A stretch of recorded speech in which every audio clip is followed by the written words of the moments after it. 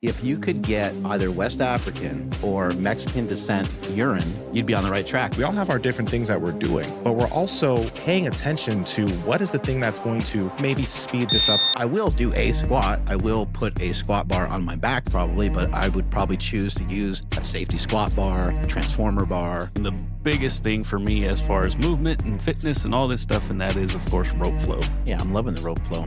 Just do a little bit every day. It's helping me with my running and stuff like that too. I can feel it when I'm running. If you just try it for yourself and come to your own conclusion rather than waiting for a scientist to tell you it's okay, you'd realize the benefits. I don't know if I'm making the right move, but I got some copper cups the other day, and now it tastes like I'm drinking pennies. I was going to You ask heard that. about any of this stuff? Yeah. Depressed glass, I heard about too. I don't know. I don't know what I'm doing. Depressed glass? Maybe it Like needs an it's sad? SSRI. Here we go. Yeah, you put the methylene blue in the depressed glass, and then you cheer it up, right? Yo, this has been a wild year in terms of like all the things that we learn shit every year, but I think this year there's been so many things. How about, drinking your pee? Oh yeah, that's been great. Yeah, right. You notice like the gut, like I noticed that after I started drinking my pee, that I stopped having a lot of issues with my gut that I was having. Like stomach pain went away, breath started smelling better. My girlfriend actually noticed that like, I've just been more virile from drinking my urine. It was weird too. Like one of the doctors on that we had on the show, he was like, if you could get either West African or Mexican descent urine, you'd be on the right track, Mark. And I was like, what the fuck? And so that's when I started blending your guys' urine together. And that's been helpful. With energy, strength, I mean, everything's going up. Have you run out yet? Do you need more? I could use a little bit more at this point. I'll get you a refill. I couldn't stomach it. I tried, and I know you guys give me so much shit about like, you gotta like, your palate's all messed up, but like. It also helps with your palate. I can't get over the hump though. It's like I tried gotta so rinse hard. with it. How do you know like Gotta lean into I it. sprayed piss all over the bathroom window or bathroom mirror. But you're not. No. It's still there. No, okay. Have you ever had sushi and like when they have ginger, like when you eat your sushi roll, you eat the ginger so it clears the palate? What you're supposed to do is when you're eating something like, what's your favorite meal?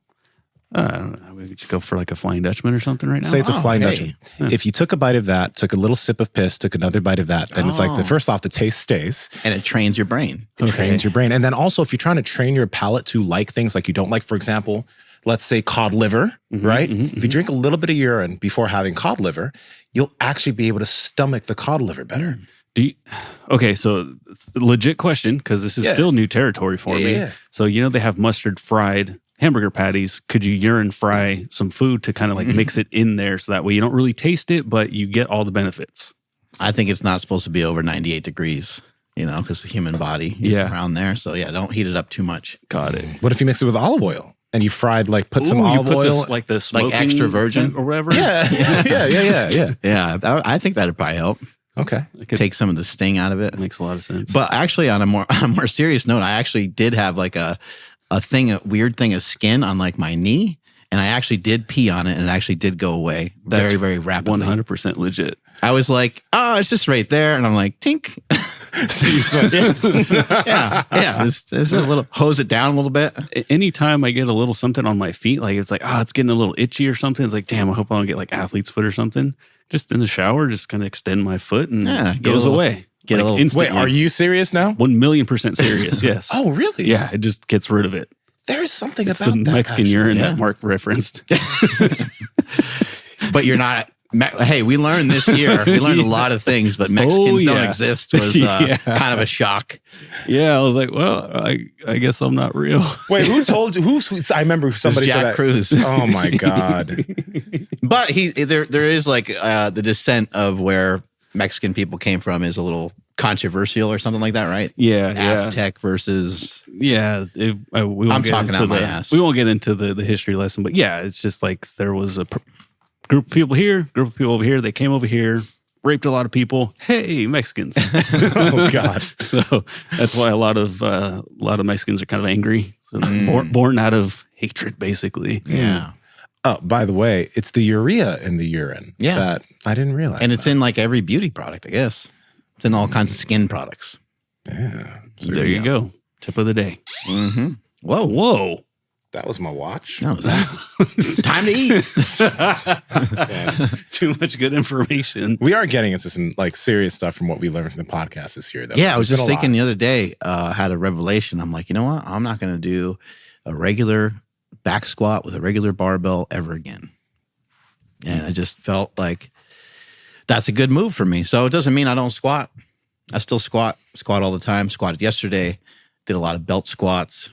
I still have legs day or still train my legs. But even legs day isn't legs day because I don't want to annihilate my legs. I just want to give them a good stimulus and then move on to something else. You know, that statement, though, I think is like a very big deal coming from you because first off, you were a huge power lifter. You made a living off of squatting some heavy weights. You mean fat? Well, I mean, do you think you were fat? No, I thought I looked great. So you, okay. I mean, maybe compared to a professional bodybuilder, I was fat. But Yeah. So I thought I looked great. You can tell that you just haven't come to term with the times, huh? That's like you're very 2025 Gen Z because they'd be like, I'm not fat. Like, love me as I am. Exactly. Okay, Mark. Ahead of my time. What were you gonna say? I still train the legs, still get a good stimulus doing stuff, but just kind of out of all the guests we've had over the years and just research and my own lifting and so on, I just have decided like I don't really need that particular movement. I will do a squat. I will put a squat bar on my back probably, but I would probably choose to use a safety squat bar, transformer bar, a Duffalo bar, or a cambered bar of some sort. Just because the arrangement of my shoulders and everything when I'm in that position of a squat is just way more comfortable with these other barbells. So that's how I kind of came to that conclusion. Yeah, no, I think that's one thing that's been huge this year too. And one thing to think about with the way that any of you lift is, first off, you don't have to be married to a specific movement, but you want to find things that are going to serve you towards your specific goals, but not necessarily do it because everybody thinks that that's the thing to do. So like you saying, I'm not going to do the traditional squat anymore. Somebody's going to hear that and be like, oh, Mark's going crazy, or, can't believe that. But at the same time, it's like, does it serve you anymore? No, you're not a competing power lifter. You have different goals as far as movement, and that's just not helping you. So why force yourself to do it? Right, exactly. And why force yourself to do things that maybe are no longer like feeling great either, just getting under the bar and getting in certain positions with the squat just at a certain time just wasn't feeling great to me. So, time to move on to different things and to find different patterns. But additionally, just with my functional patterns, everything's got to be functional. I actually have always found that term to be really interesting. You talk about functional movement because I've said before, like, show me a movement that's not functional. Like, why can your body do it? Why would it be a dysfunction? Like, even if somebody walks around on the inside of their ankle bone, it's not necessarily just pure dysfunction, but that's a movement pattern of the human anatomy, of the human body. Yeah. We have a lot of different ways we can move, and we've seen examples of it on all different kinds of levels. We've seen there's marathon runners with really jacked up form. There's high-level Olympians with form that's, not considered to be great, and they're doing awesome without their movements being, particularly like super functional according to a book or someone, an authority. Yeah. We this year, one of the podcasts that did really well for good reason was our conversation with functional patterns, which I suggest everybody go check out. I know I've been critical of them, but they're doing amazing work with people, and I'll always sing their praises with the work that they do and the different concepts that they provide for the community, because they provide so many things that the community should look for.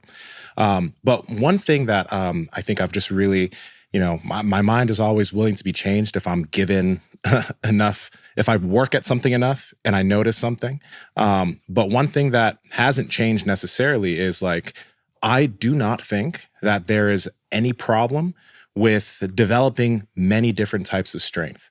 I think functional patterns, actually, they do a good job of educating people on different ways you can move with load and different things that you can do. But unfortunately, like there is a, totally, they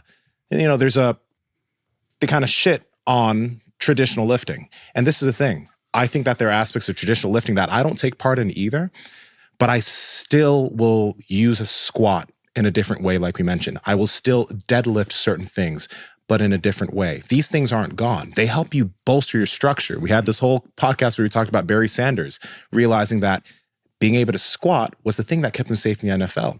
So what I'm saying here is like, I just realized that there are so many ways to improve your movement ability, and there is no reason to totally demonize something, although we should call it out. And one thing that I think is necessary to call out is like overdoing the neutral spine in training when lifting weights, overdoing loading that position when training and lifting weights, because you see it reflected in how many people move, where they don't move their spine well when walking or running or trying to bend down and tie their shoe. Like they're very stiff. Mm-hmm. So you can, if you look at that and you are that person, you got to be like, maybe I should shift something here. Doesn't mean I can't do any of this anymore, but I should do different things to improve my human movement ability.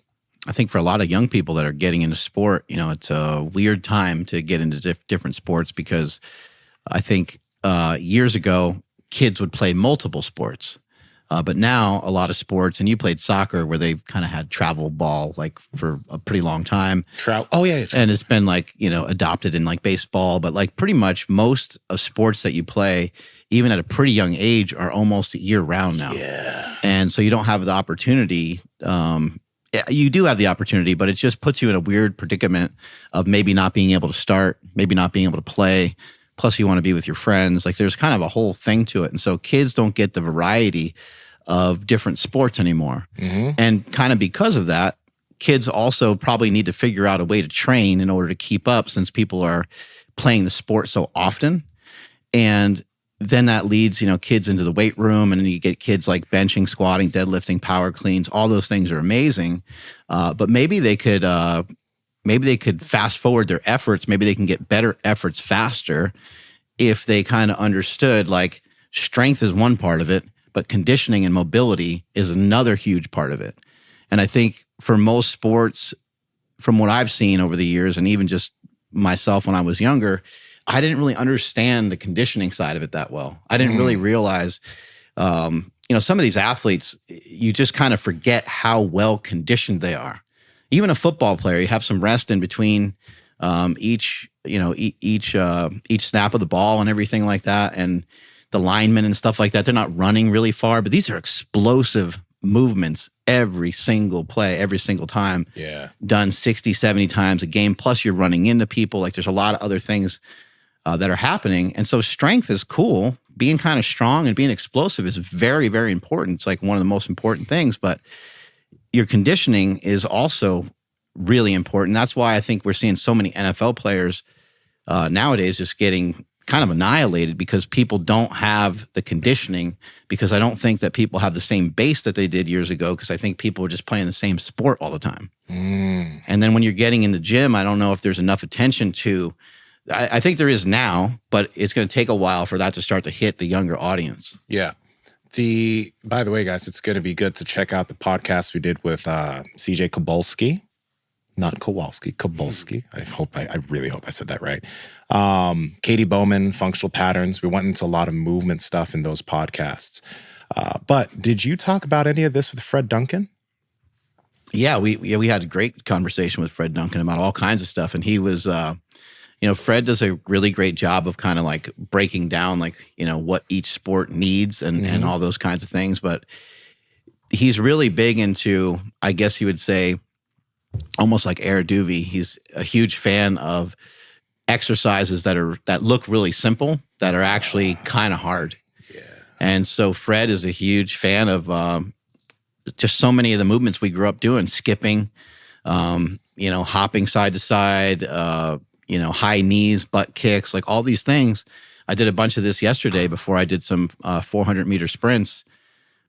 And, I went through it. I took my time. I wasn't like trying to go fast or anything, but that kind of stuff gives you tremendous amounts of conditioning. That's GPP, general physical preparedness. Yeah. And when you start to, if an example of it would be like if the three of us just went and practiced with the soccer team and we just went through some drills before they actually started like practice, we would all be pretty tired. Oh, easy. You know, even though you played it, Andrew's probably played it. I've never really played soccer, but we would all be pretty like winded, and then he'd be like, all right, now it's time for practice to start. Because we don't have, we're not doing it like currently, you know? So but we do, all three of us do have a general preparedness. So we would be able to do it.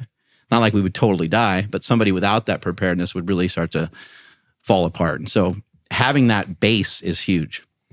Yeah. One of the like bigger key moments of this year that I've noticed just from all the guests, and this is, I mean, I think the whole podcast is like, you can kind of unwind almost anything. We just had the podcast where I asked that question, like, can't you just go all in on one thing and then unwind it later? And both of you said like, well, if you get too far away from it, it's just going to create more problems later, which makes total sense. But seeing different people at different ages, and then just the way that I've learned how to speak to myself because of this podcast, which is like, you know, even before we started, I was like, yeah, my shoulder hurts when I do this. But when I turn I don't even remember which way, my wrist a certain way, it doesn't hurt. What is that? So now it's like, we know that there's paths for all of this stuff.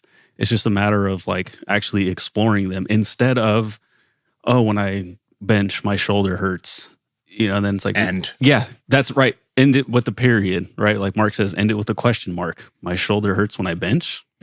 Like, wait a second. Okay, well, let's explore that instead of, yeah, that's just what happens, bro. Like, yeah, shit happens, you know, it's going to catch up to all of us. But now it's almost like a superpower where almost any ailment, we can look back at any of our episodes and be like, what did that guy say about the knee or something? Can I use that for my shoulder? I think I can, you know? And so just kind of like, I don't want to like get like conspiracy theory type stuff, but like it makes you really look at everything that we've been quote taught and be like, I think that's kind of all bullshit. Like, I think we can kind of figure anything out, and we can like use all the people that we've had on the show as examples as to like, no, actually, yeah, we kind of can. Yeah. I hope that people that are listening to the show understand that we're really just trying to give solutions. You know, and that's why we might be critical of a guest, or that's why we may be agreeable with a guest as well, because we're trying to provide people with options and solutions. And when somebody says their shoulder hurts from benching, one option is to not bench. But for some people, they don't like that option. The option to not do jujitsu, or the option to not run because your ankle hurts or whatever. But you should be aware of the options, because the options actually might be something that would actually progress you and make you way better. Because like, what is the root cause of your shoulder hurting on the bench press? Maybe there's some sort of weakness, or maybe there's some sort of neglect. Usually it's neglect. Usually you're neglecting something. Are you training your back muscles as much? Are you training the smaller muscles of the shoulders as much? Are you training your triceps?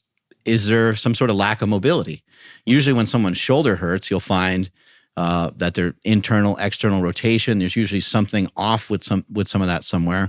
And that doesn't really mean just to, you know, hammer out a bunch of internal, external rotation exercises. But it wouldn't hurt to explore it. It wouldn't hurt to try it. And that's what we're always trying to share here on the Power Project, is this idea of like, let's just explore. Let's just try a couple things. Did it work? Did it make you feel better?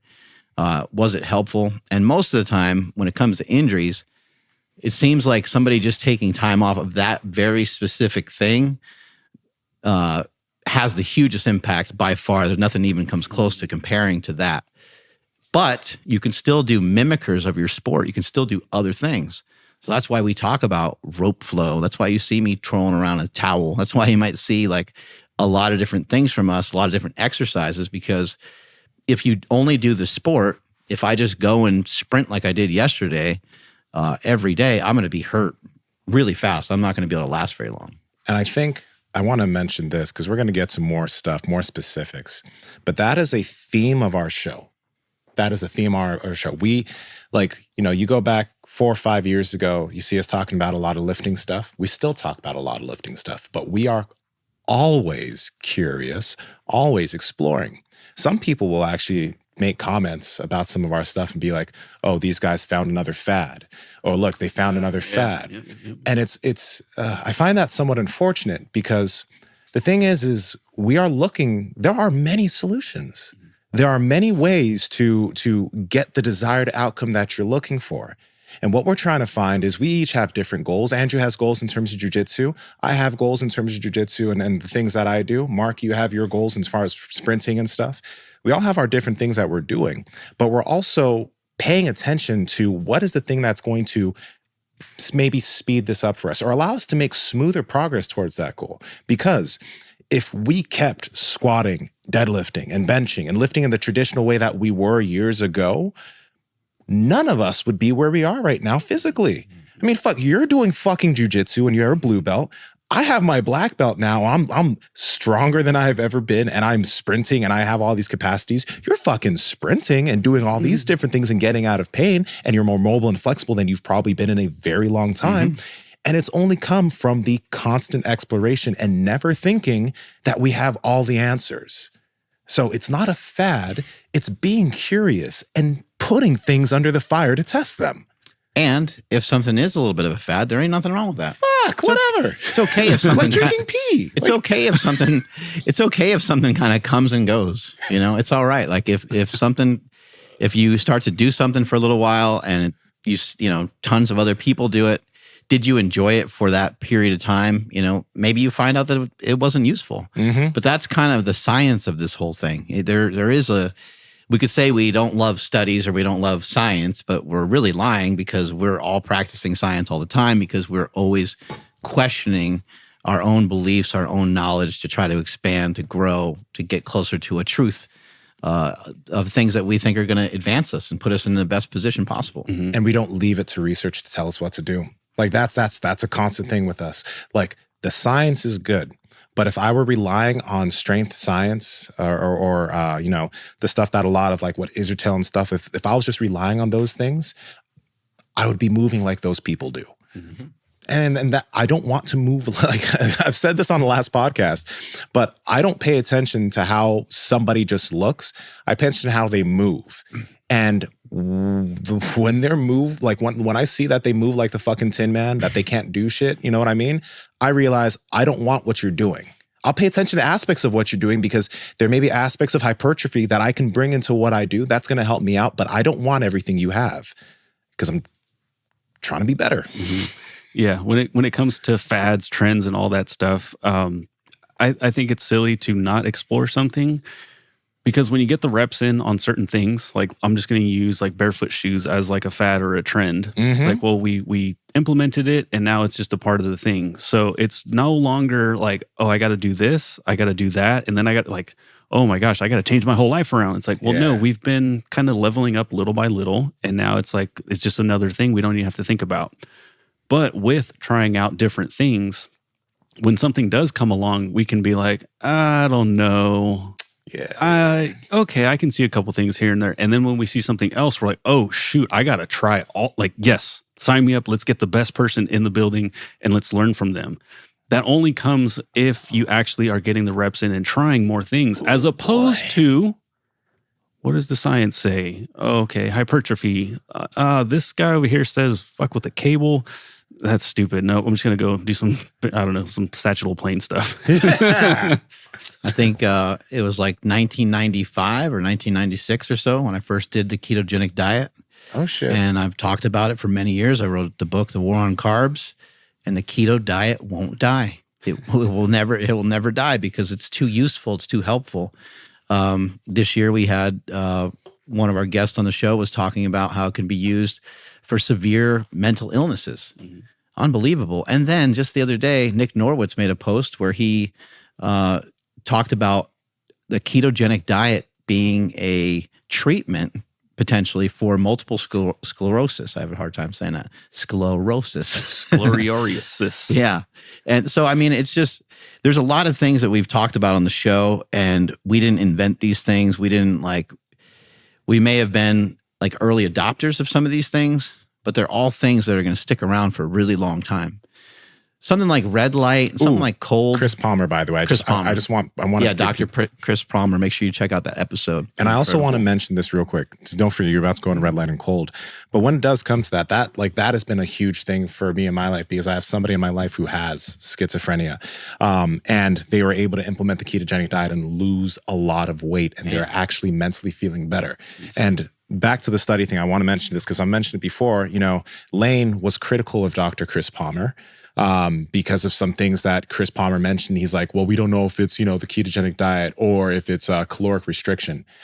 And this is why I think that it's just necessary for people to, not just depend on what studies say. Like, if you are in need, put things to the fire, put things to the test. Because if there's somebody that needs a change and they see a post from Dr. Lane Norton saying that it's not helpful, then they might not take the step towards actually changing their mental health, because this doctor said that it probably isn't, it's there. We don't know. You know what I mean? And it's not like Chris Palmer is saying we absolutely know, but Chris Palmer is getting people results by getting people with mental illness, getting people with schizophrenia results by applying the ketogenic diet. And then we have another doctor over here saying, oh, we need the studies. Like, fuck. Try things. We know how useful it is for diabetes as well. And then it seems like with type 2 diabetes, it's also linked to Alzheimer's and dementia. Your rate increases a ton when you're already diabetic, that you might end up with like memory loss and all these other things. And the ketogenic diet, again, another victory for the ketogenic diet. It seems to work really great for that. And yeah, there probably does need to be a little bit more research on like, if you calorie restrict or something like that. I don't mind that, yeah. But a ketogenic diet, one of the things that's interesting about it is not all the time, but many, many times, it's just a switch. It's a small switch of like, hey, all right, I know I'm telling you not to have all these sugars and different things, right? But you get to have bacon. And you get to have some cheese, and you get to have some fatty meats and things like that. You get to eat, chicken with the skin on it, and you get to eat all these. There's a lot of really nice options, right? You know how much of a difference that makes. Chicken with the skin on. Oh man, it's a huge difference. Shit. I made some wings the other day. They were ungodly. Oh. Before I forget, this is super important. Did you guys see the guy poop his pants in the football game? No. The guy shit himself in the football game, and I told my wife, I said, this guy got things confused.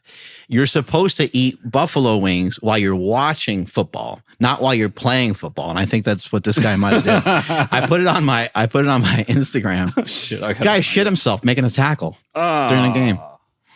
Shit. Poor guy. That's unfortunate, because like his coach, he was probably like, coach, please. And the coach was like, no. And it's just, oh man. Like, no, you said you're sick. You can't go in. That's like, dude, that's got to be so tough though. Because like, I mean, if I have to poop while having to do jujitsu, I just like, I don't do it. Oh man. These guys are like, look, he pooped himself. Oh no. You see him like spray his oh no. That sucks. Dude, damn. Oh, that's smelly too. They're all sweating and Oh, yeah. Game over. He couldn't even probably come back into the game. I wonder what happened to him. And white? Like that. Yeah. Dude, poor guy. Just a couple things, that we talk about a lot that have become popular that maybe people think are fads. You got cold and red light. We're talking a lot about the sun. I'm wearing these weird glasses, barefoot. But even like powerlifting, powerlifting, somebody made a comment the other day about, I posted that thing with David Goggins where David Goggins, was laughing his ass off about the weights that I did when I was powerlifting. And somebody just mentioned like, hey, would you do raw? Like they weren't being a dick or anything. They just said, hey, would you do raw? And I kind of like, almost forget these things sometimes. Yeah. But raw powerlifting was basically invented in Super Training Gym. There was no category for raw powerlifting back in the day. Really? And when I started running powerlifting competitions, there was only like one. I think there was one powerlifting federation that had a raw division, and that was the SPF, Southern Powerlifting Federation. And so I joined forces with them, and we started to have raw powerlifting meets. But no one fucking cared about raw powerlifting at all until myself and Stan Efferding started to kind of go on this like campaign, and Stan, wanted to break these all-time world records at 275 and 308. And he did. And then you had Dan Green and you had all these other guys, all these other monsters start to come into the fold. We had the Backyard Meat of the Century, part 1 and 2. And that's where raw powerlifting really exploded. So you might think some of the stuff we talk about is a fad, but it's like, no. Like, look at the history. Look at the history of the stuff that we have going on here. It continues to grow. It really continues to grow. And things might come, come and go a little bit. Like, I just imagine like red light and some of the stuff that we know about these like glasses and stuff. It's just going to advance. And so we'll probably have better understanding of what's really actually effective. Because even like EMR Tech, they're making some of their light fixtures now have UVA and UVB light as well. So you're getting some of the aspects of the sun on top of just getting the red light therapy. So I think over time, we're going to start to learn like what's bullshit, what actually works. But I mean, just try some cold therapy. Turn your shower to cold for 30 seconds. Go into a cold plunge. Go into a cold lake or something like that, or the ocean. And just tell me that you come out of there and you tell me that it made no difference. Yeah, that's cool. Tell me that. This is why I love us doing this podcast. We had Dr. Jack Cruz on. We just recently had Alexis Cohen on, who's she's a doctor, and she has, I think she's in a lab where they research light and many other things. Being able to handle the stresses of your day, the stress of exercise, and being able to stick to your nutrition plan takes good rest and good quality sleep the night before.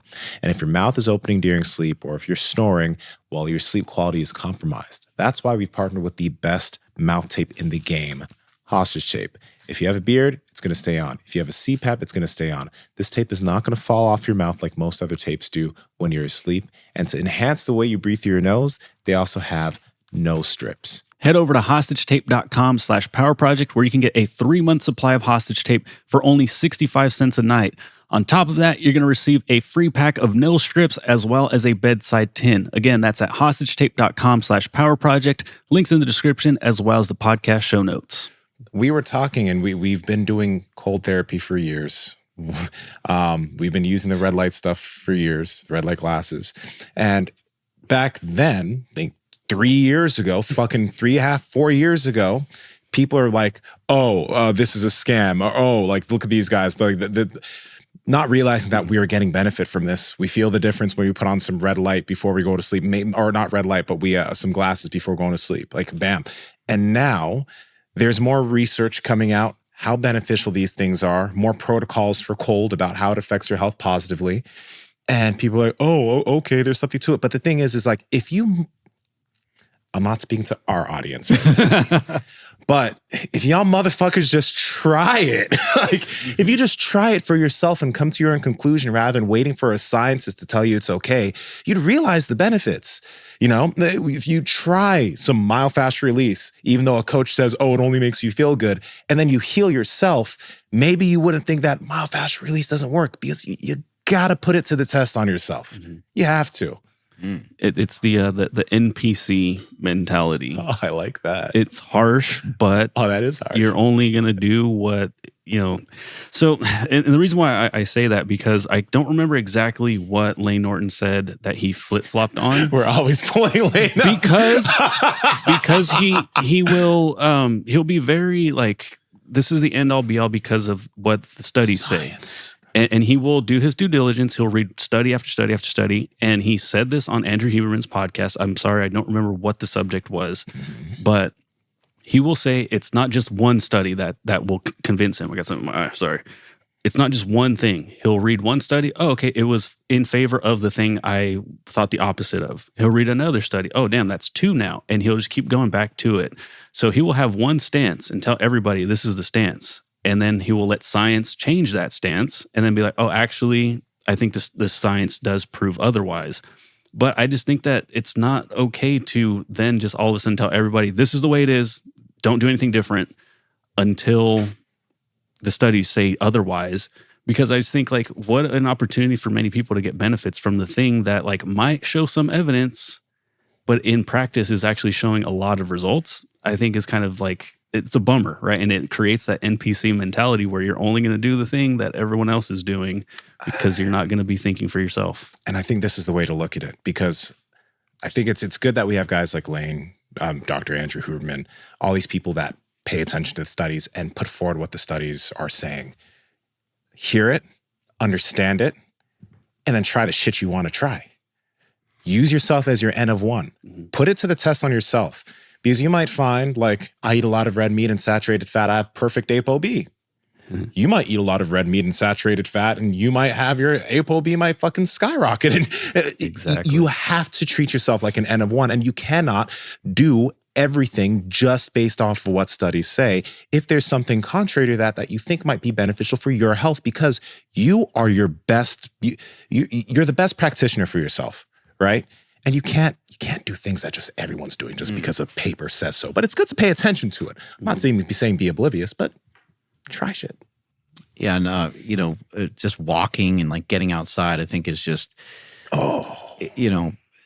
people getting sunlight and stuff like that. I think in this country we have like a little bit of a misunderstanding. I think, here in like Sacramento, it gets to be closer to spring or summertime, and then people want to go and they want to get the UV light when it's its highest, right? And then they go lay out, but then they lay out with sunscreen on.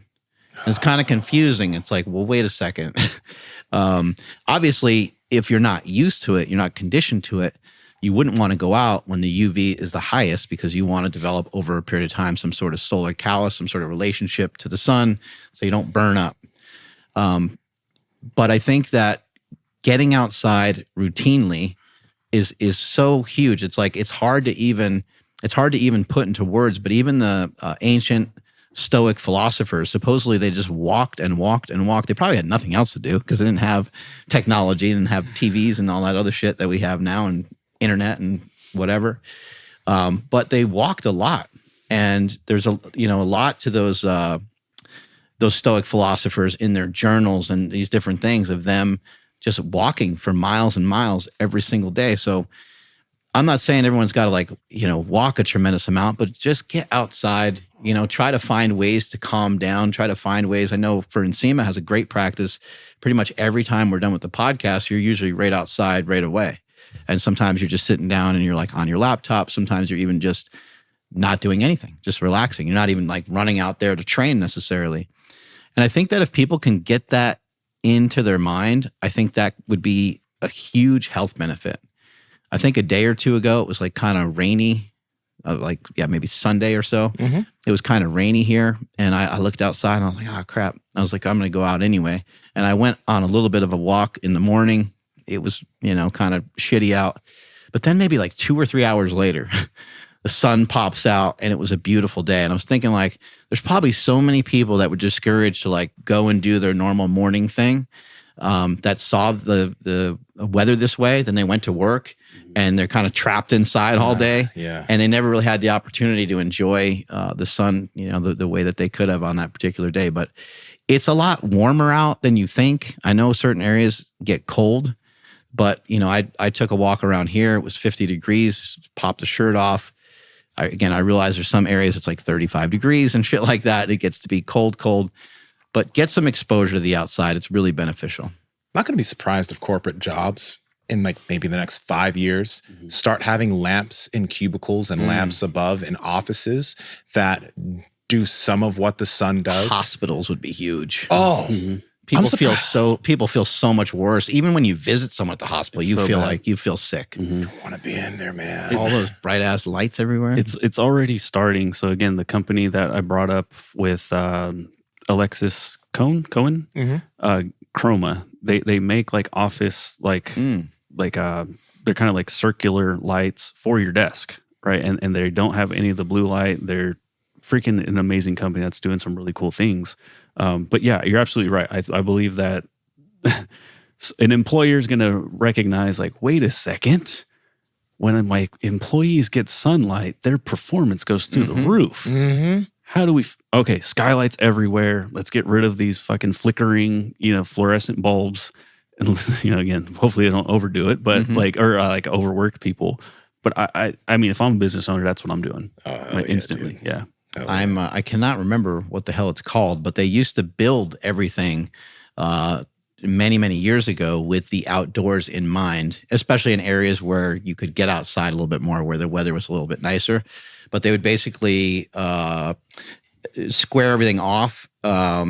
It would be like it'd be like a square, and it'd be like hollowed out in the middle. So it'd have like the building would be around the outside, and the middle would be a place where you can go and get sun. And for some reason, whatever the hell that name of that design's not coming to my head, like but a courtyard type like thing. a courtyard. Boom, there you go. Yeah. So things like that have been around for a long time. And if you have access to anything like that, and if you're in an office space and you can get yourself outside, that would be awesome. And if you, for some reason you can't, see if you can, get one of those lights at your desk or something like that. Yeah, that's definitely been the biggest thing for me this year. Like, I've already been like, yeah, I do want to avoid blue light, but I didn't know exactly how bad it was. It was just one of those things where it's like, hey, if I can, it's like the scoop of creatine, let me just do what I'm supposed to do. And like, this is like another point on the scoreboard. But then after Jack Cruz, and then, just all the stuff that You're not Mexican. So I'm not Mexican. Maybe I am, but I don't, that's no such, I don't know, whatever he said. But once I had my son, and then thinking about my daughter being on her phone all the time, I'm just like, oh my gosh, there's blue light everywhere. You start going down the rabbit holes of like what conditions can occur. And then like for myself, like with like, I called it like self-diagnosed and self-induced ADHD with my phone. And I'm like, oh my God, this makes so much sense. And then you start just like noticing all kinds of things, how it's like, dude, even my car is just nothing but blue light. If I get out of my car, all the street lights is just all fake ass lights, like all of it. It's just surrounding us. And it's like, no wonder why I've been depressed for so many years. I've been working inside under fluorescent bulbs for a majority of my life. Yo. And it's like, oh, what if I get outside? I feel better. Holy what? How come nobody else is talking about this? It's like, oh, it's a whole industry behind it. Okay, I don't want to get into that right now. But yeah, for me, that has been by far the biggest change of my life this year, for sure. The other night had our, what's the company of the computer? Daylight Co. Computer finally came in. My son was playing like, I don't know, some game on it, because it's just, it's a tablet. So it's like, he's like a tablet baby now. Yeah. But it was the first time where finally, after trying to figure this out for months, there was not one single blue light on in my house. Ooh. It was nothing but red lights, that we had like lamps and stuff. And then what's it called again? Daylight computer. Daylight computer was on. There was no TV. There was no artificial blue lights. It was just, everything was all red. Yeah. And I just took a step back and I'm like, finally. Like, I'm just thinking like, my dogs are going to get bigger. My son's going to get bigger, and he's not going to, develop any weird like addictions towards blue screens, hopefully. That right there has been the biggest thing, because I'm like, this is good for me. This is good for my family. And this is like really, really good for our future. And it's stuff that, again, was kind of like, oh, that's just like quack science or whatever, that sort of thing. Yeah. And now it's a like, fad. Now it's like, wait a second. And so again, it's one of those things where I don't have to switch my whole life over after reading an article and being freaked out. It's like, oh, I could just go hit that switch, and we're good. And just keep building and adding onto that, because we dipped our toes in. Oh, I feel better. Damn, I need to get rid of all the blue light now indoors. And again, it's N of one or whatever, but fuck it. It's my experiment, so I'm going to take it. I think people looking to get away from maybe bad habits, it'd be a really great place to look is get yourself some red light glasses, get yourself some yellow glasses. The whole red light thing can be a little bit confusing. Basically, the gist of it is that you can use red lights in your home. You can have just red light bulbs that aren't anything special. They're just red. And those are going to be less harmful to have on later on in the evening. And then same thing with wearing red light blocking or blue light blocking glasses. But you want to get a pair of yellow glasses and a pair of red glasses, because the red glasses make it way more difficult to see. And if you're trying to like watch TV or something, like everything's going to be just a different color. That's usually the way I watch TV, because I just deal with it. But for some people, they might want the yellow. But what I've found is this can pull you away from addiction, and this can pull you away from just being stuck in the same old habits all the time. Yeah. I find myself like, I want to do more stuff. It's the end of the night. I feel relaxed just as I always have in the past. But I'm like, I feel like going outside. I just want to go on a walk. I'll take my dog outside, or I'll just hang out outside for a few minutes. Let's look at the moon. I'll walk around in my front yard a little bit, and then I'll just go back inside. Nothing. I'm not like exercising. I'm not like doing a bunch of push-ups or anything crazy. I'm just kind of relaxing in a different way. And I was just thinking the other day, I'm like, I just need different strategy other than just like plopping down in front of the TV. It's like what I've known since the time I was a kid, that later on in the evening and after dinner, that's sort of just what you do.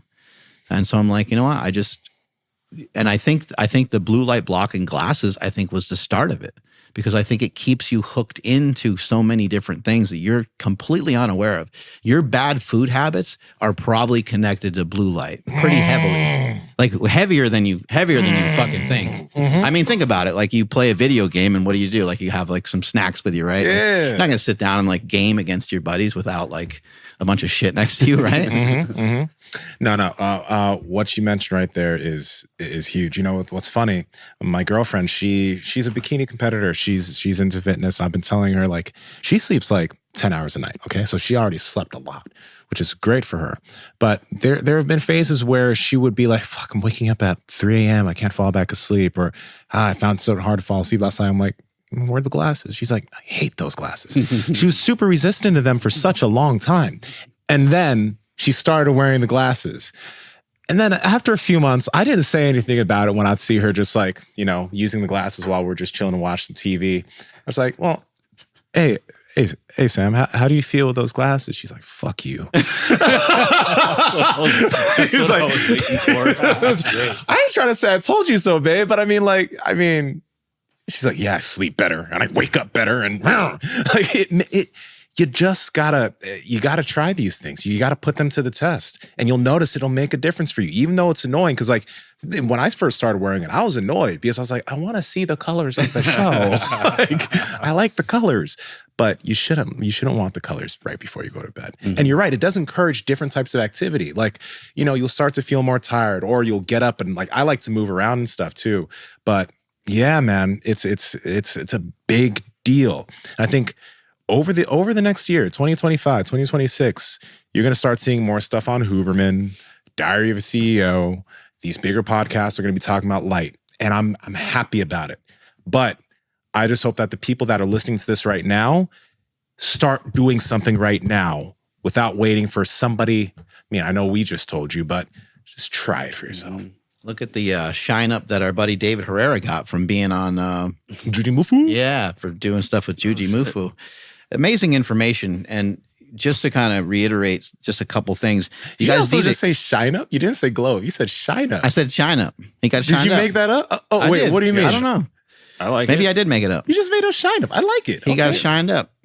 I've never heard that before. So blue light can negatively impact your glucose levels. Obviously, I think it's like not well known, but it seems to be fairly connected to people just being a little bit more depressed, people just wanting to stay inside more. I think it's kind of connecting you to being inside. I did mention I think it's connected to a lot of addictions.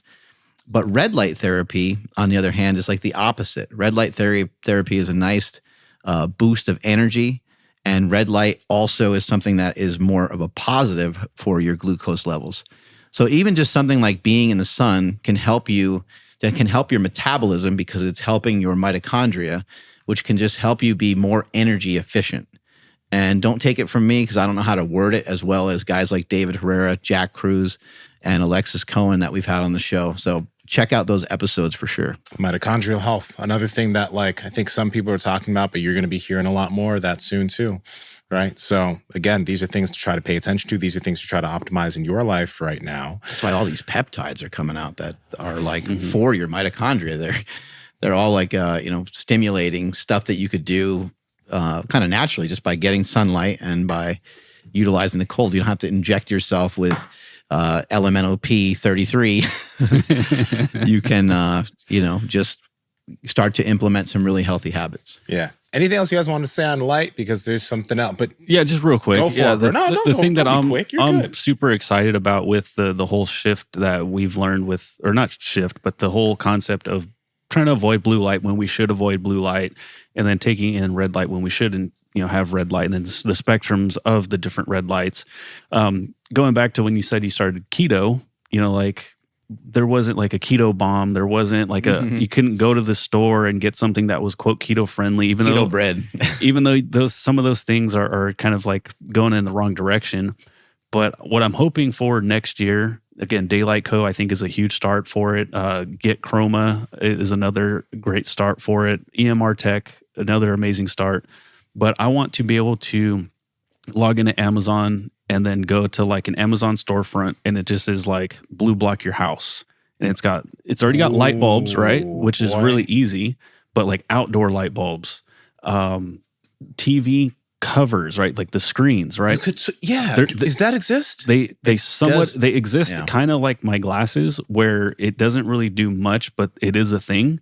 But they're very expensive, and I don't think they do a good enough job. So what I did is I got some film to cover mine, and so it looks orangish, but it's not completely blue free. And is it like that all the time though? All the time, yeah. There's no chance. And I have the like the brightness down as low as like possible. How Stephanie and Jasmine feel about this? Just curious. Ain't nobody got a choice. But I'm the fucking man. Yeah.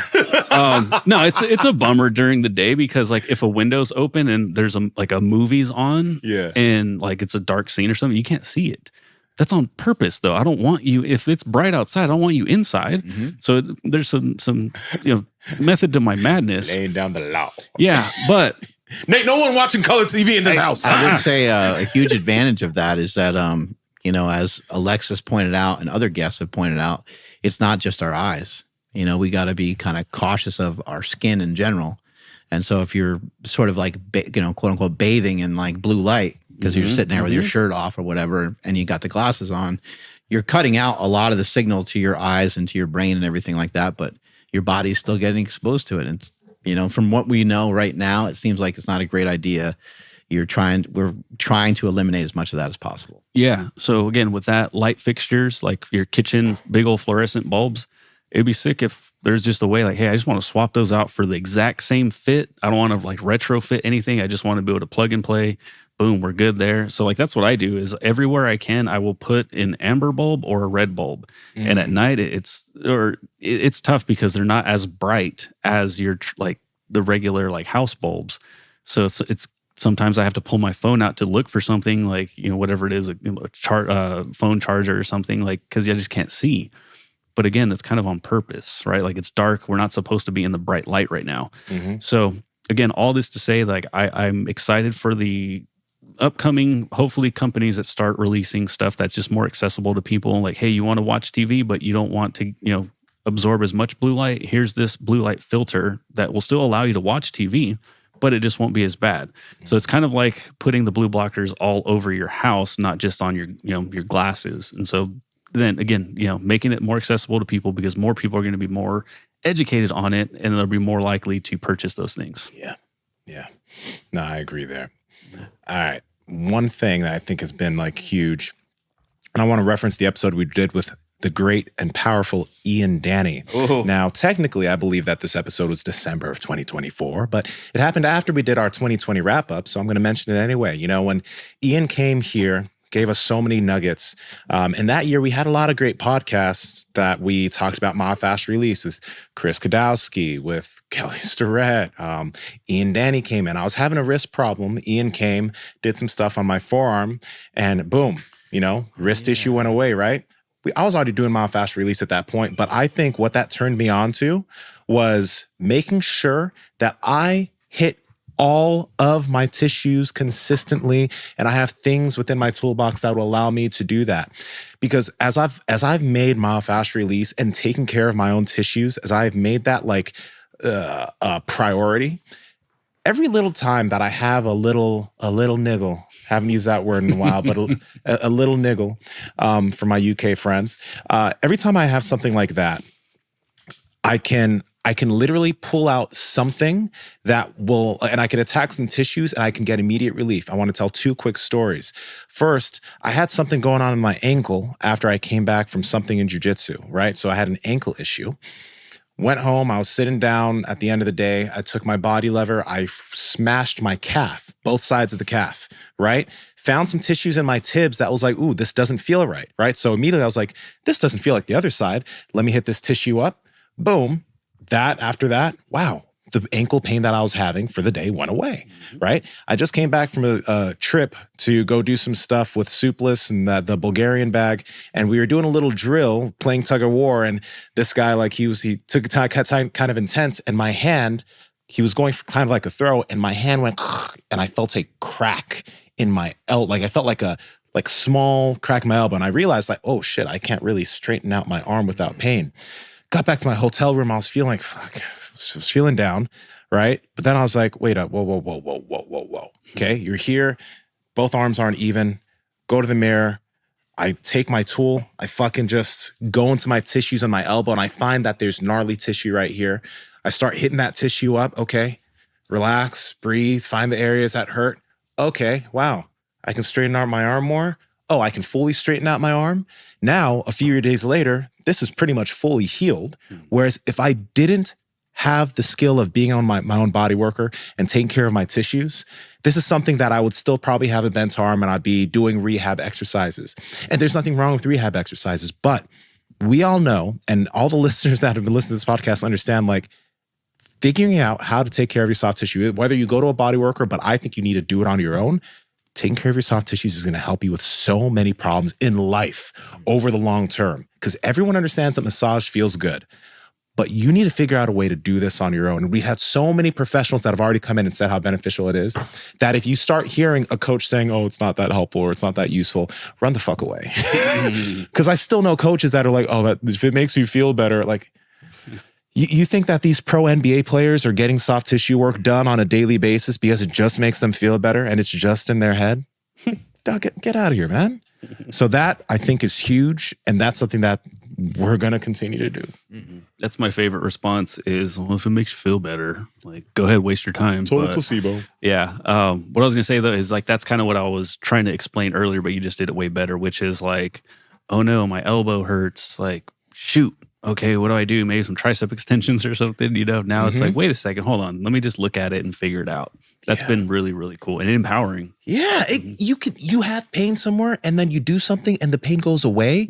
You don't have to, again, I love people who are in this space. Like our boy Oscar, he does great work. He works on my mom all the time. And I like, if I have anything that I can't deal with, I'll still go to Oscar. But the thing is I haven't had to go to him nearly as much because I have the skill of taking care of my tissues. And I'm not saying that you shouldn't go to someone like this, but learn the skill. It should almost be like it should almost be something you learn as a kid. Yeah, it's amazing. How to take care of your body. It's amazing. I still do it all the time. I was in sauna the other day. Just grabbed one of the yoga tune-up balls or whatever it is from Jill Miller, and just dug it into my hip and screamed for a little while and got some pain out of there. It feels awesome. So it's not hard to do. It's just a little commitment. Once you commit to like getting yourself on the ground and rolling around, you're going to find that you're probably going to spend, you're kind of thinking like, oh, I'll just do 2-3 minutes, a couple, quick things here. And you'll probably be on the floor for like 20 minutes working on a bunch of stuff because it actually feels really good. It makes me really curious about like older people in their 50s and 60s, 70s. Like this is stuff that's beneficial for everyone. But I imagine if you're someone who hasn't been really taking care of your tissues much, and how powerful that is, that will be to just like transform their body over time.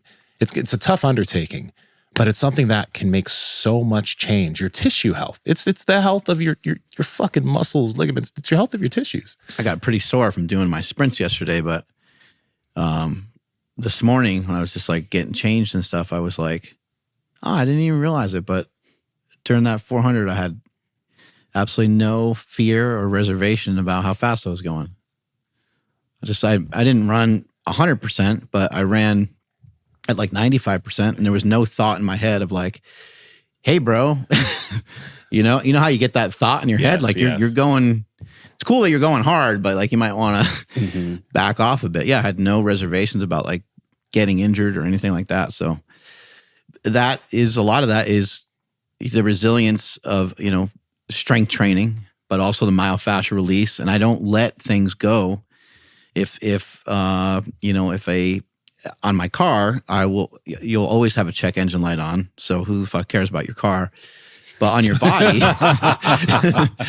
on your body, those check engine lights come on, man. You got to pay attention to them. You got to stay ahead of the curve on that. I want to add in too, and I think this is something important, and it's been a shift. I feel like in the past, if I tweak something in lifting, that would be a sign you're doing. You gotta fucking check that out, dude. But I just kind of I'll just chill out and maybe do something lighter. But I wouldn't ever do anything to attack that issue. You know what I mean? And I just kind of lift through it, and then maybe something else would happen, and then I just have these string of issues that are just part of what I deal with. Thing is just like for anyone who's dealing with that, that's not how things have to be.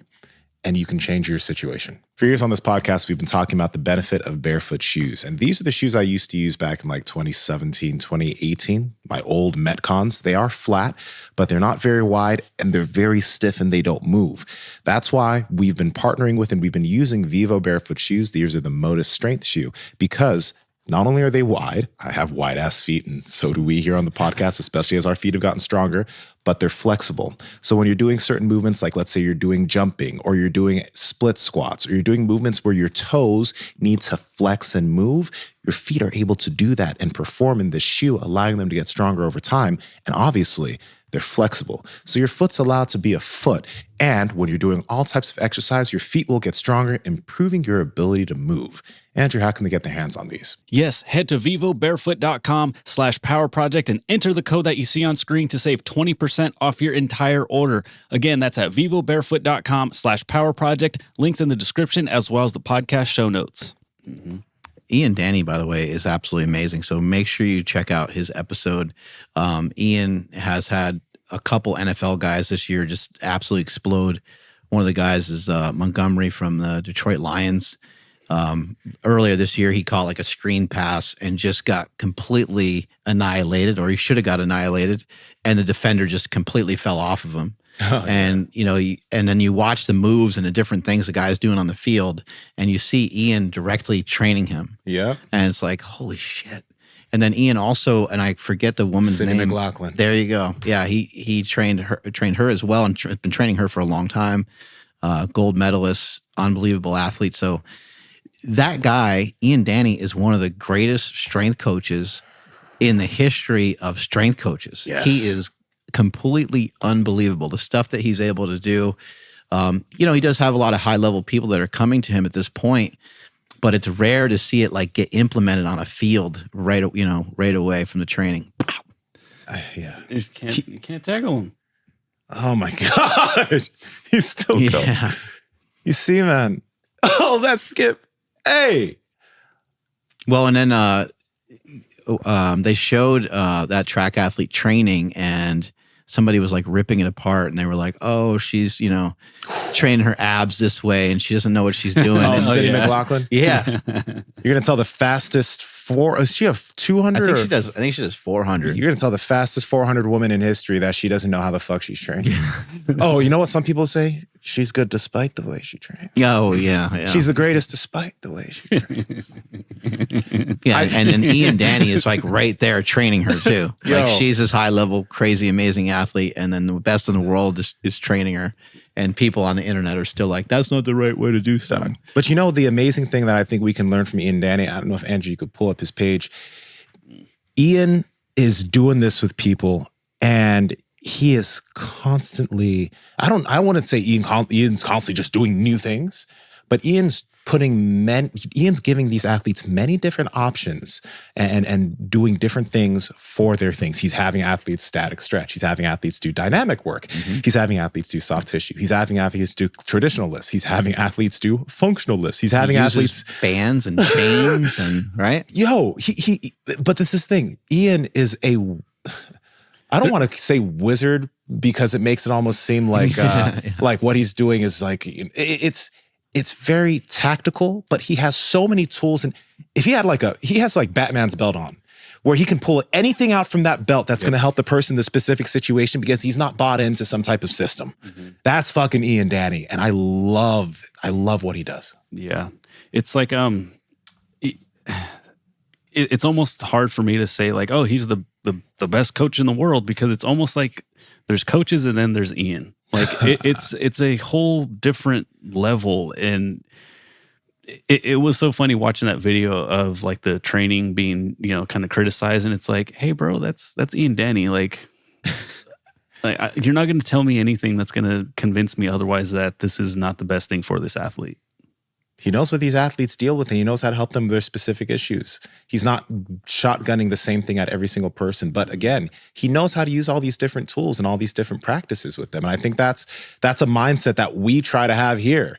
That's why we try to learn all these different things so that, we try to apply it to ourselves and anybody who we're helping out. Yeah, it was super funny when I was telling him that I got a groin injury from jiu-jitsu. And he's like running through some tests and he's looking at me like, where does it hurt? And I'm like, oh, right all in here. And he had this look like a parent that's like, I know you're lying to me, but I'm going to wait and see if you admit it. And I'm like, dude, this is where it hurts, I promise. And he's like, all right, flip over. And he just dug into my glute. And then all of a sudden, boom, the pain was gone. I was like, what the So in that moment, of course, it relieved it. And I think people would say like, oh, if it feels better, because what happens afterwards though, right? Like the pain will come back because it's no longer as, as loose. It's funny to kind of put those two words together, glute and loose, but kept working on it, kept rolling that part of my body out before jiu-jitsu. And, again, this was about a year ago and I thankfully haven't had any issue with my groin anymore. And I pretty much didn't stop training. So that's the other thing is I was able to train through it, got better. And now it's like, oh, that's right. I forgot I had that. Like, that's pretty cool. Who are some other people we've had on the show that if people are looking for, learn more about sprints and athleticism? I know Fred Duncan was another big one that we had on the show. I mentioned Air Duvey, right? We had Stefan, Julian Pinot. We talked about quite a few things in that podcast. That podcast is pretty deep, so yeah. But he talked a lot about different aspects and use of the sled. Let's see. I mean, we did a really good one on the beginner's guide to sprinting. Oh yeah, that was good. Yeah, I really do think that that is capacity that everyone has the ability to get back. I think you're a great example of that. I mean, your progress, you're getting faster and faster and faster. But it's one of those things, guys, where it's like, I think one of our big goals here is like, we want our childlike abilities back. Because and as a kid, you could do everything. You had no responsibilities too, but you could do anything, right? And you can totally get that back. When it comes to diet, what kind of shifts have you guys made? Has there been any big shifts in the last year or so? I mean, just right out the gate, actually like being accepting of, mackerel, sardines, and these things that I 100% wrote off just because they're icky. And it's like, dude, okay, can you be a grown up for 5 seconds and just have this amazing, like nutrient dense food and not be a bitch about it? Just start there. Like you can do jujitsu, you can compete in jujitsu. Can you eat some food and not be a little bitch about it? Have it be a challenge. Yeah. Right. So when I looked at it that way, I was like, yes, of course I could do this. So I ate it and I'm like, all right, that wasn't that bad. Like, what was I scared of?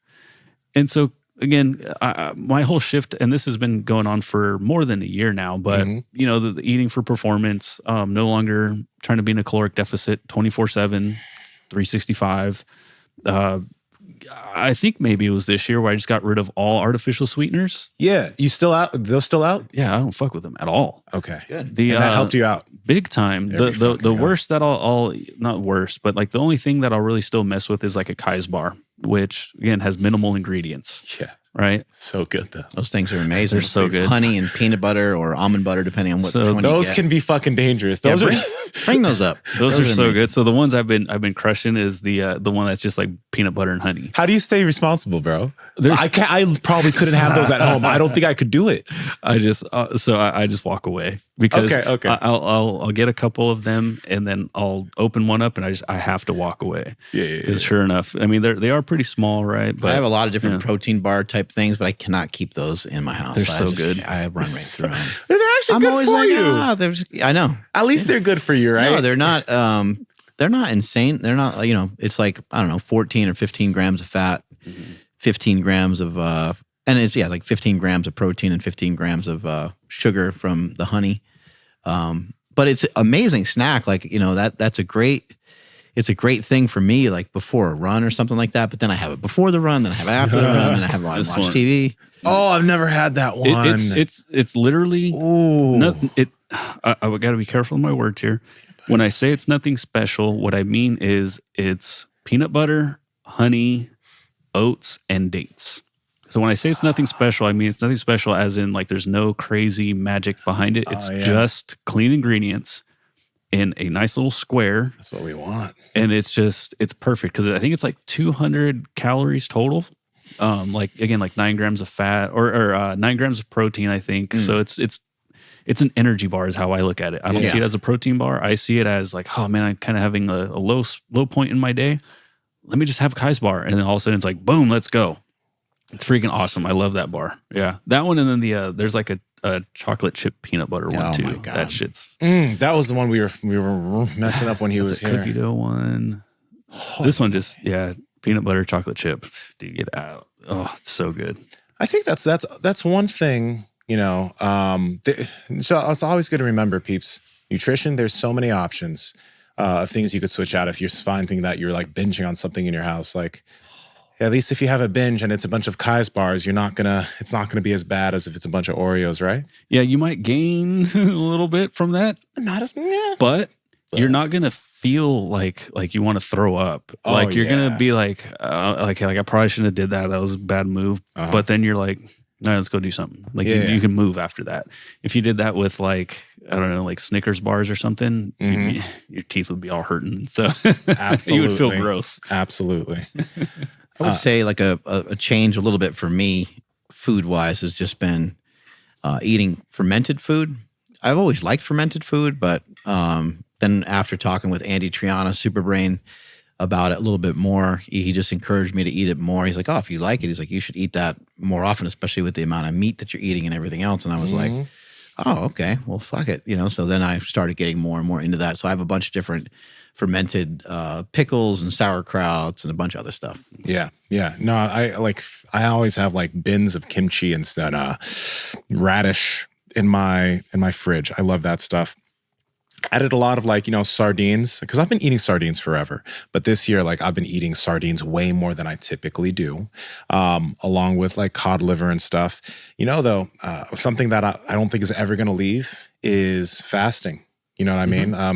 There's a time where we would talk about fasting a lot, but even though we haven't been talking about it as much, I still do it.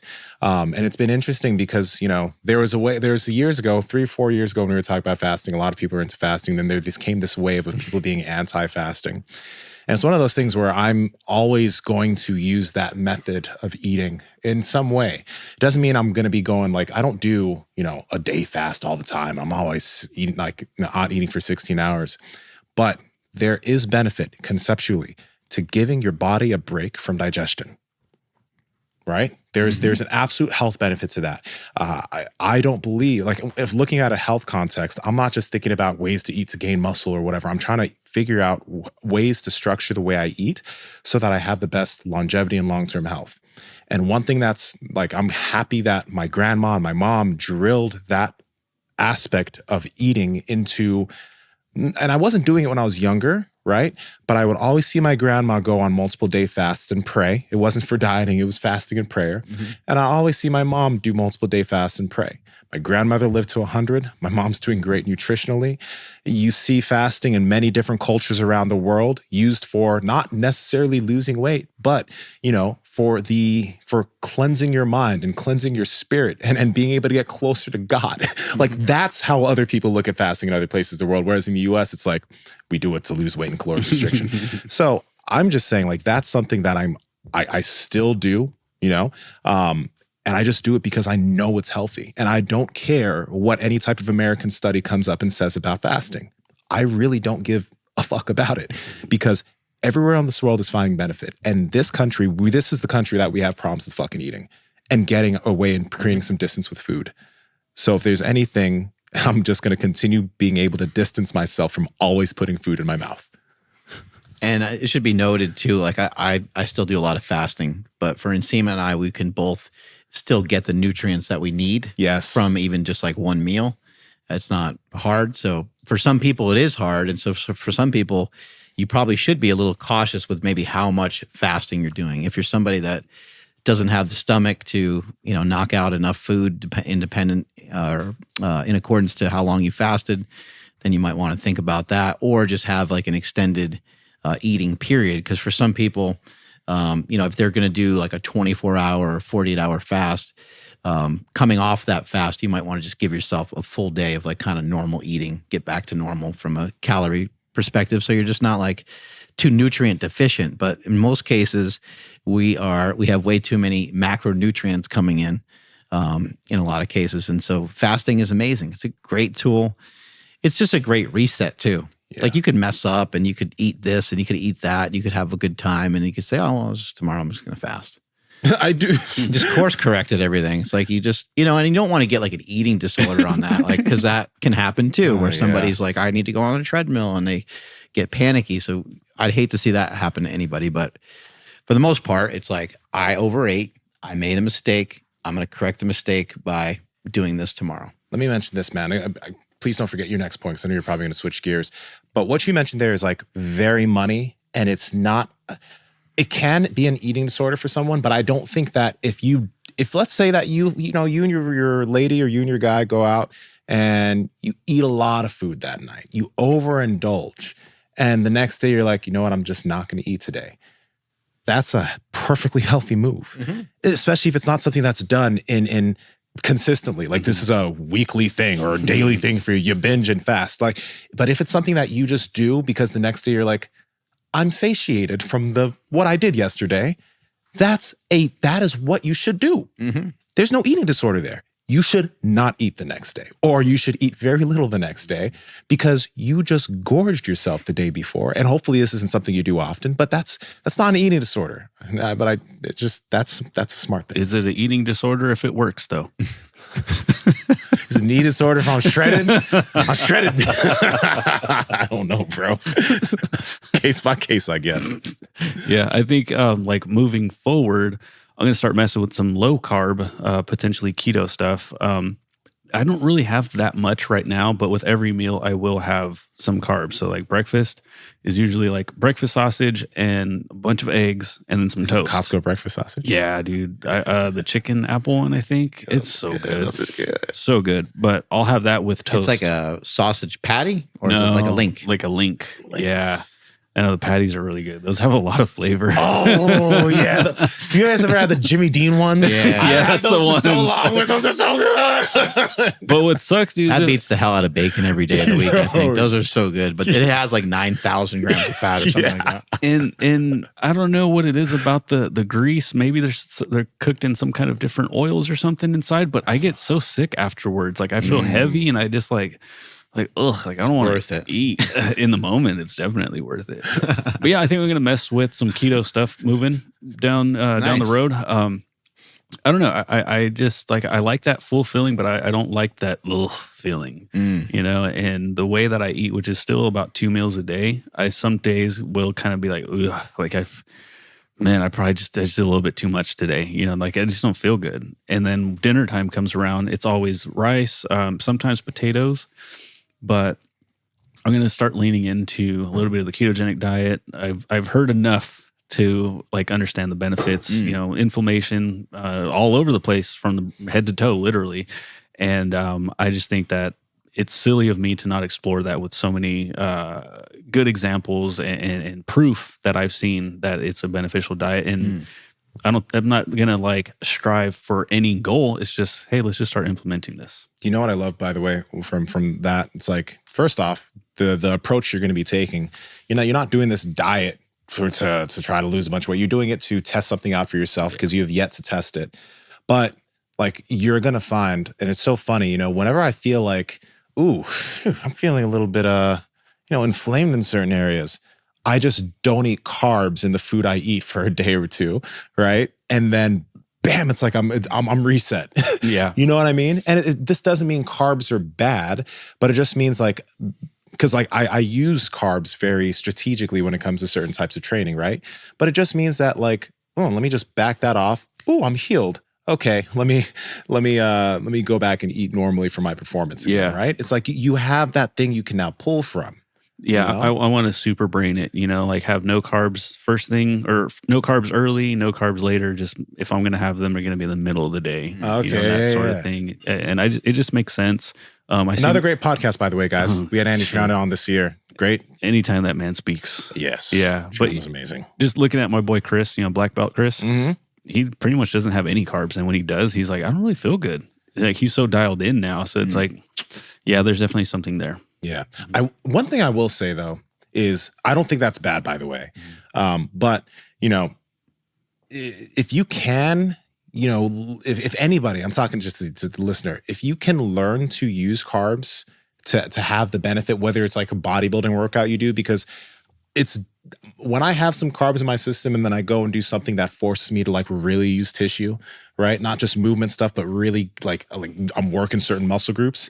I'll feel that pop, that difference, because it's a glycolytic exercise. I have glycogen in my system from the carbohydrates I ate, right?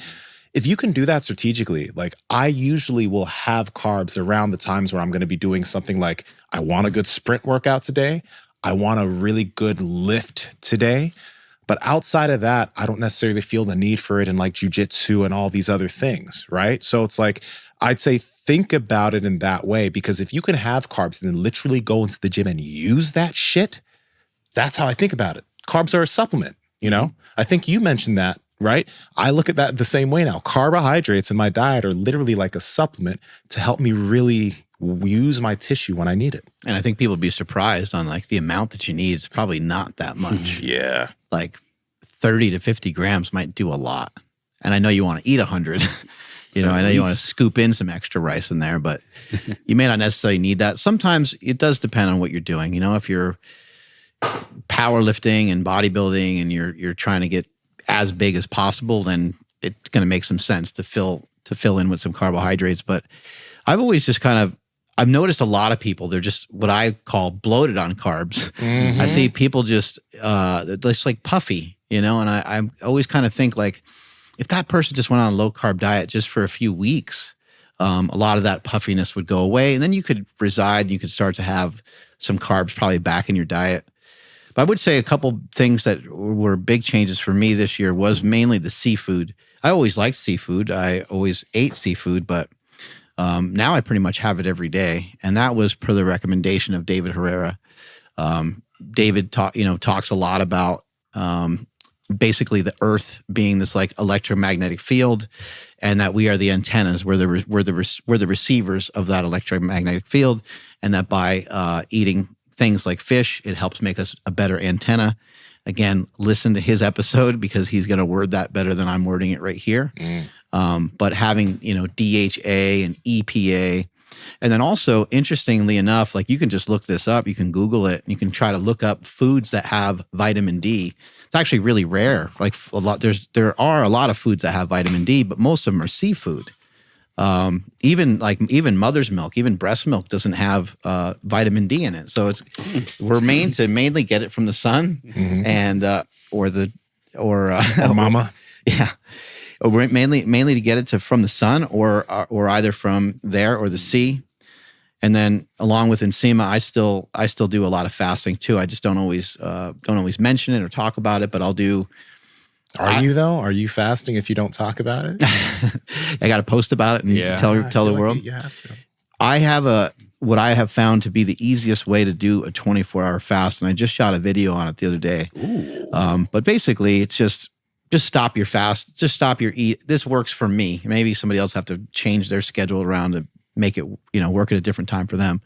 But I found that simply stopping at like, ending the fast at like somewhere between 12 and 2. So in the middle of the day, and then just resuming it right from there. So the earlier that you start it, it seems like the easier it is to handle. Plus, you're getting the benefit of improved sleep.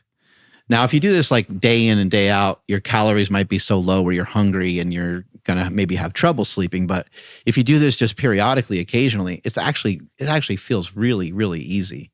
So you could even plan it out to where you stop at like 4 p.m. and then the next day you eat at like 6 and have a normal dinner with friends or family or whatever. But I have found that to be an absolute cakewalk. Like that is very, very easy. It's like one night of like, just doing your normal night routine without food, it ain't that bad. There's like a pulse that hits you and you want to be involved and you want to eat when the family eats or whatever, but that will go away. And you can maybe eat some pickles or some other recommendations that I've talked about in the past, bone broth or something. If you really feel like you need something, some decaf coffee, something like that. But I found it to be the easiest way, and it's been like really helpful for me. Around this time, maybe about 2 years ago, I was around 240 to 245. And around this time last year, I was around 230 to 235. And this year, I woke up today around 215. So I'm continuing to lose weight, and cannot think of another person in all of fitness that has lost the amount of weight that I have and has kept it off the way that I have. And also is still like performing and still doing like cool shit. So there's a lot of people that talk about weight loss. Yeah. But who's fucking done it? Who's really done it? Like I lost the weight like over, probably over the course of like 10, 12 years. I don't know how long it's been.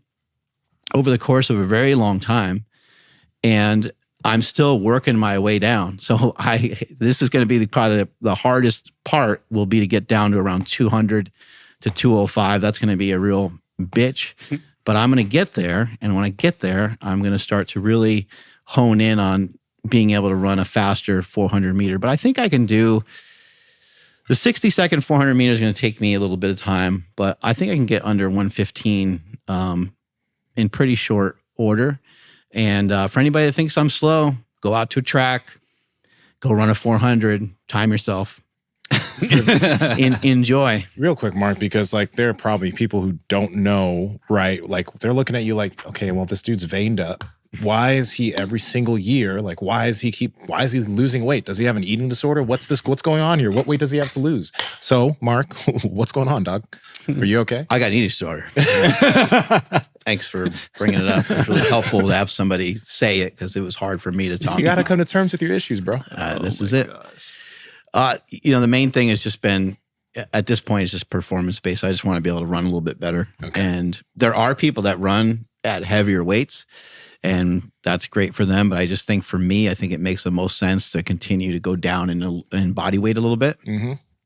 And I think that my time in the 400, I think will improve quite a bit just by even losing like another maybe 5 or 6 pounds. So yeah, that's some of the reason for it. I got you. And the very interesting thing, you're mentioning this rate of loss you have, like you are purposefully losing a little bit of muscle tissue. Mm-hmm. Right? It's not like you're so lean that you're not just targeting body fat anymore, but you're purposely losing muscle because you know that like all of this muscle is not serving your goals, but you're also not going to let yourself wither away into oblivion. Right. So I think I'm not necessarily like intentionally trying to lose muscle, but it is probably part of the territory. Yeah. At this point, like there's just no way to go from 330 to 215 without a significant loss of muscle mass. Mm-hmm. And I want to say this too, like, yeah, significant loss of muscle mass, but at this point, right, you're getting, because you're probably still like 10% body fat at like 230, 235, right? Mm-hmm. But for your performance goals, I notice it too. Like I can sprint well, but I know I'd probably be a better sprinter if I was a good 225. For sure, I'd be much better. And I'd be better at running distances too, right? So, in the future, I don't know, maybe I might feel like I want to purposely downsize a little bit, you know what I mean? Because like, this is a great weight for me with jiu-jitsu and to be able to perform everything I want to perform, to sprint fast enough to be able to move well. But I think that there are aspects of my movement that would probably be improved if I was 230. It would be hard to get to 230 though. But that's the thing, like, some people are like, well, look at you guys. You guys are trying to now lose muscle. Maybe everything I just said should be taken out because it was just so. Most people are like, I want to gain muscle. And we're like, we want to lose muscle. It's not that you want to. It's just you got performance goals. Yeah. So for all of you who are out there just like having performance goals, don't worry if you lose a little bit of muscle. It's a strength to weight ratio scenario, and for a lot of people listening, like I have a lot of friends that still love to powerlift. They love to lift heavy. Mm-hmm. But they are also trying to be healthier. They're trying to lose weight and they hate to lose weight because they lose some strength. But with that, with some of that loss, you're also, we've talked about it many times before, you're gaining a lot of things, like your endurance, your cardiovascular is getting better, your overall health is getting better. If you start tapping in because you started to lose some weight into getting better sleep, that's going to be able to help your training performance. And like over time, everything's going to be amplified. Especially if you get a hold of your nutrition and you can start to make better choices, like over time, you're going to keep kind of, you're going to keep being able to like pick at this stuff kind of one day at a time. And over a period of time, you're going to be able to gain a lot of that strength back. Maybe not all of it, but you'll be able to gain a lot of it back. Mm-hmm. To get people to dislike you even more, both of you have cut back on caffeine and coffee, right? What has that experience been like for both of you? Boy, yeah, man. I remember, I think I had a cup of coffee last week. I'll have some green tea, like every few mornings I'll have a little bit of green tea, but it doesn't have nearly as much caffeine, maybe like 30, 40 milligrams. For me, it's been great, man. I think there's so many things that we've done that have changed, that improved our, like different things for us. But I know like that's one thing that's helped improve my sleep. And that's one thing that's even helped improve my digestion. And I say digestion because, you know, it used to be for me that like, I couldn't take a dump until I had my cup of coffee.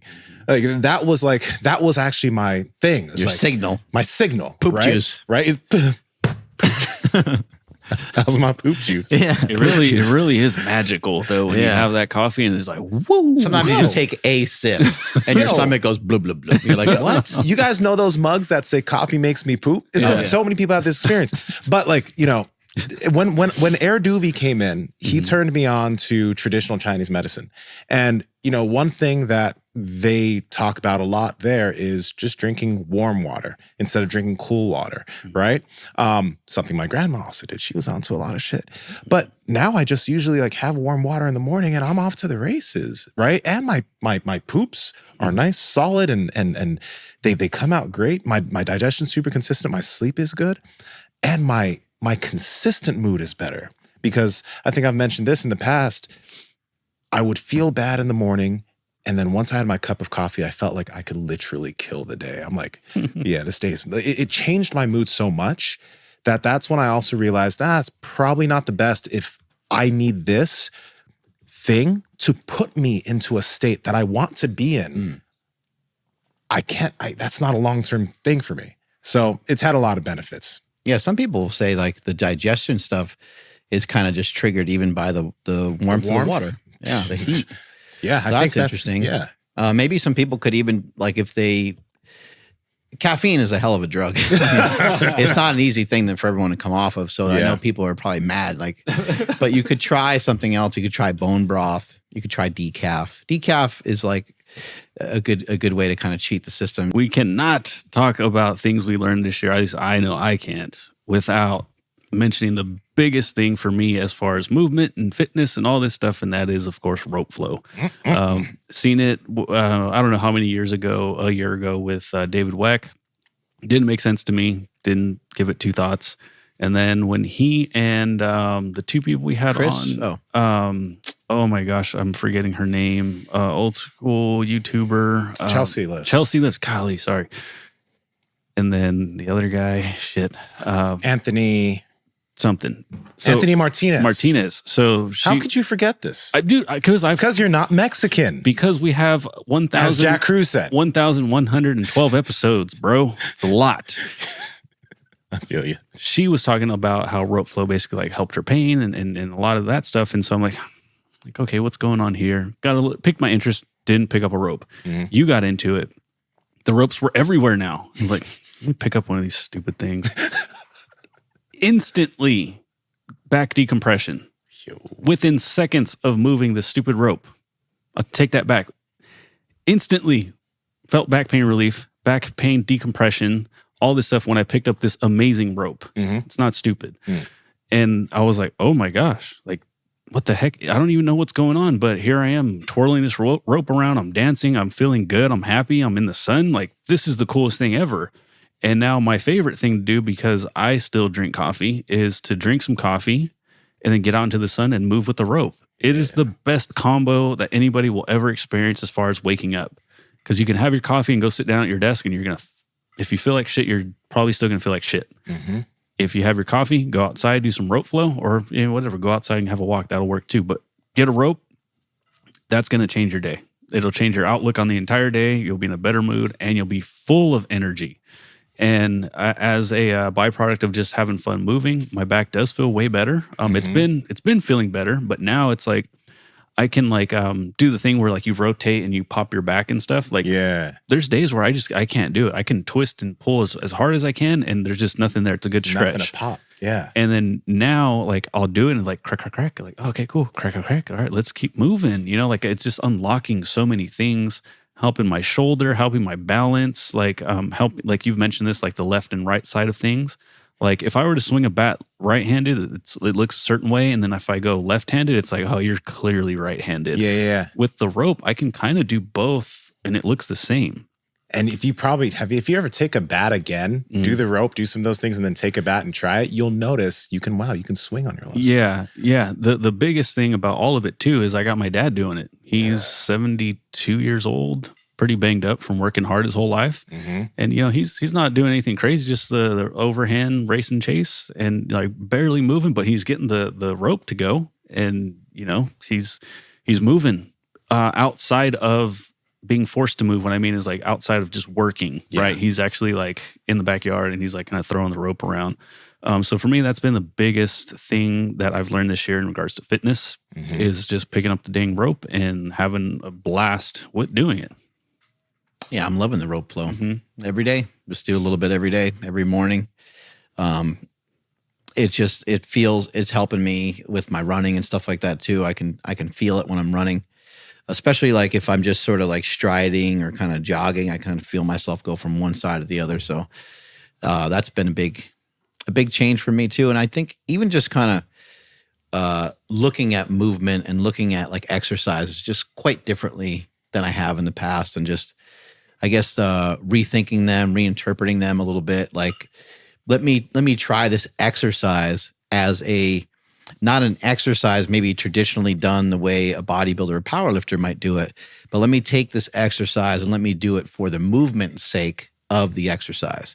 And an example of that could be like a dumbbell bench press. And maybe I have two dumbbells, but I bring one down and I actually let my body rotate more to one side, and then I'll switch. So just things like that, just trying to get more rotation, more movement, even from commonly recognized like bodybuilding exercises. Yeah. And the funny thing is, like, I think whenever in the past when I've posted things, just different stuff, people would be like, what muscle does that work? And it's like, I mean, now I ask different questions, because like, yes, you can isolate tissue, but like sometimes what muscle does that work? Is it like it works everything? That's why the rope has been, for me, it's been really great. Because it allows me to get in all this different type of rotation, to work my whole body, to get all these spinal benefits. I think it also has helped me like sleep better because my body is overall more relaxed and lacks as much tension because of just being able to swing that rope around. So it's one of those things where it's like, it falls in line with many of the things that we talk about, especially the aspect of being able to microdose things, because now I don't look, and I think it's been a long time since I've really looked at training as like training. Now all of us have practices that we have, right? And it's just like these things, like right now, I've been working my wrist this whole podcast, right?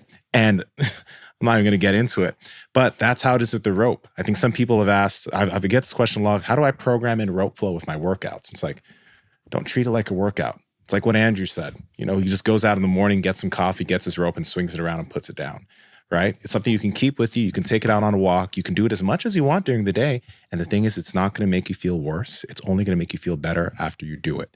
For anyone curious, I do have a foundation course that is free on School. So you're also able to check that out. But I'd say when it comes to practices, look at your fitness like that. I think that's something that we've learned from a lot of our guests and we've implemented. Just don't it doesn't have to be this hard thing you do. You can make your training hard, and it's not bad to make your training hard. But outside of that, change your environment to facilitate better movement and facilitate you feeling better. Do you have any on your school thing? Do you have any examples of like a 30-minute workout or anything like that? Do you guide people ever through like a workout with a rope? I have that on, there's a new YouTube channel I made that's kind of like a I'm going to be putting more guided kind of follow along stuff there. But there in the school, I just have tutorials for like all the movements. I do have tutorials within like the course that'll give you like drills so that you can, get some of these patterns down, and drills putting certain patterns together so you can learn to link some of these patterns together. So that would be a version of that. But full like 20, 30-minute guided routines. I have one on my Move With, or actually I think the YouTube channel is called The Flow Matrix is that YouTube channel. I have one follow along routine there, but I'll have more. Yeah, I think that's important too, because for us three, we don't have a real job. And so like we can kind of set up an environment and we can kind of get to stuff at different times of the day. But for other people, I still think that, like a 30 or 60 minute, like I'm focused in on just this thing is really nice. So they don't get distracted into something else, because it's really easy to just prioritize something else. You get a text message or whatever it is when you're working out. So guided stuff, I think, can be really cool. And absolutely. I think people will really like that. And you can probably do all kinds of different exercises in between. And you could probably make like intermediate, advanced, all different kinds of things like that. Would be really cool. Absolutely. There's something I do want to mention. And I get it. We don't have real jobs. So like, after this podcast, going to go outside, going to move around, right? Not everybody has that opportunity. But I think what everybody does have the opportunity is to, at their house, at their apartment, wherever they live, set their environment up to serve them. Maybe even at their job. Oh, bad. Yeah. So what I do and what I have at home right now is I have a 100-pound sandbag that I sit on, because me and my girl, we like to watch movies. We like to watch and chill, right? But instead of just like, because I'll sit on the couch with her and we'll cuddle, but outside of that, I have my sandbag and then I have my rice bucket in front of my sandbag. So I'm sitting on my sandbag, I have my rice bucket right there.